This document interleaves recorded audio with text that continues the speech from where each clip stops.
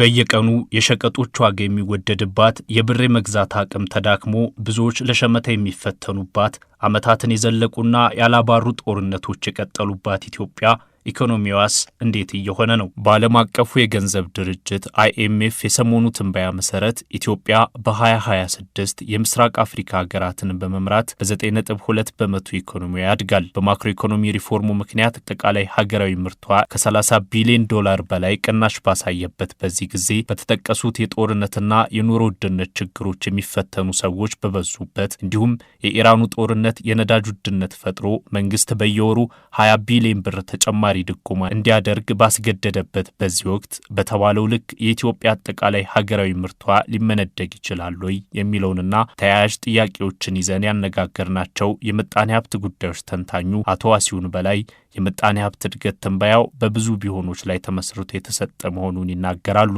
እንግዲህ IMF የሚያስበው ምንድነው? ቁጥሮች ነው፣ ዳታ ነው የሚወስደው። ዳታዎችን እየገጣጠምን ነው ሪፖርት የሚያወጣው።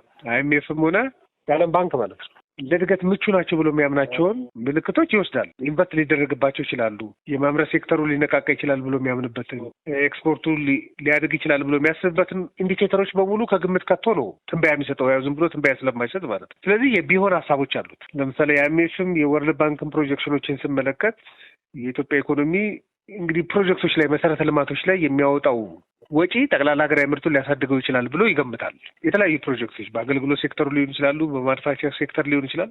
እሱ ላይ የሚኖረው ወጪ ጠቅላላ ሀገራዊ ምርቱን ሊያሳድገው ይችላል የሚል ግምት አለው። ለአንዳንድ ሀገራቶች ነዳጅ ማግኘታቸው እያለ እንደሚያወጣው፣ ማዕድን ማግኘታቸው እያለ እንደሚያወጣው ኢትዮጵያ ውስጥም የማዕድን ሴክተሩ ወደ ኢኮኖሚው ተሳትፎ ላይ መምጣቱ አንድ እድገት ያመጣል ብሎ ይገምታል። ወርቅንም ጨምሮ ኤክስፖርት ላይ ያለው ተሳትፎ እያደገ ስለሆነ ጠቅላላ ሀገራዊ ምርቱ እስከ 9.2 ከመቶ ሊያድግ ይችላል የሚል ቁጥር ተመልክቻለሁ።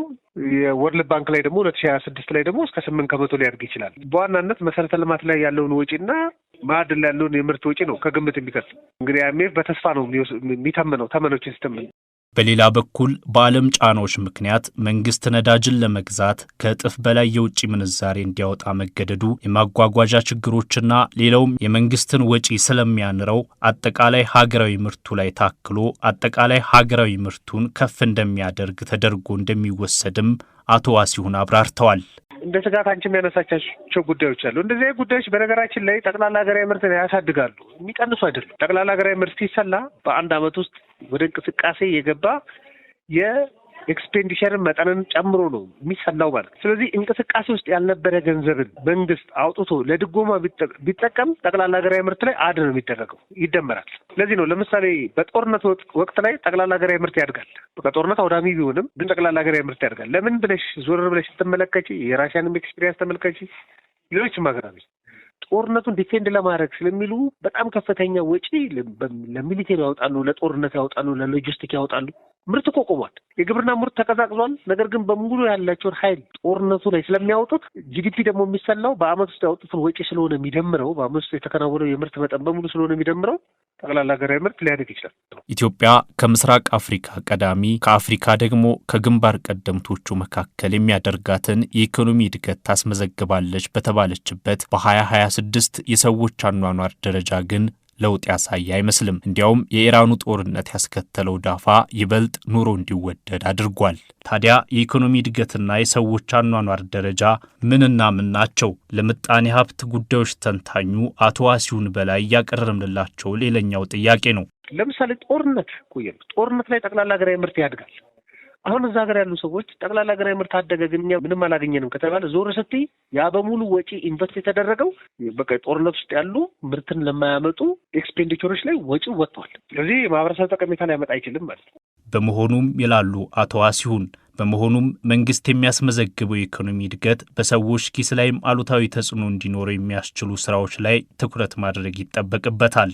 የኢትዮጵያ ኢኮኖሚ በጠንካራው የምግብ ዘይት ማምረት ላይ ኢንቨስት ቢያደርግና GDP ላይ የተደመረ ቢሆን የምግብ ዘይትን ቢያመርት ኢኮኖሚው ሰዎች ማወቅ የሚችሉት ምንድን ነው? ልክ የምግብ ዘይት ሀገር ውስጥ ዋጋው ቀነስ ሲደረግ ይመለከታሉ። የዛን ጊዜ የGDP ውጤት ነው መሆን የሚችል። ሰዎች በሙሉ የሚፈተሩት የትኛው ቀን ነው? ዋጋነት ላይ ነው ሰዎች የሚፈተሩት አይደለም። የኑሮ ውድነትን በደንብ የሚለካ ጉዳይ ዋጋነትና ስራ አጥነት ነው።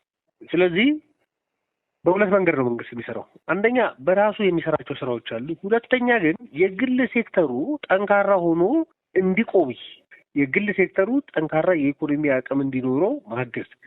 ይሄ የቀጥታ የወጪ ላይሆን ይችላል፣ የፖሊሲ ጉዳዮች ሊሆኑ ይችላሉ፣ ኢንሰንቲቭ ሊሆን ይችላል፣ ማበረታቻዎች ሊሆን ይችላል፣ መሰረተ ልማት አቅርቦት ሊሆን ይችላል፣ ድጎማ ሊሆን ይችላል። የግል ሴክተሩ በጣም ጠንካራው ነው። ኢኮኖሚ ተሳትፎ እንዲኖረው ማድረግ በደንብ ያስፈልጋል።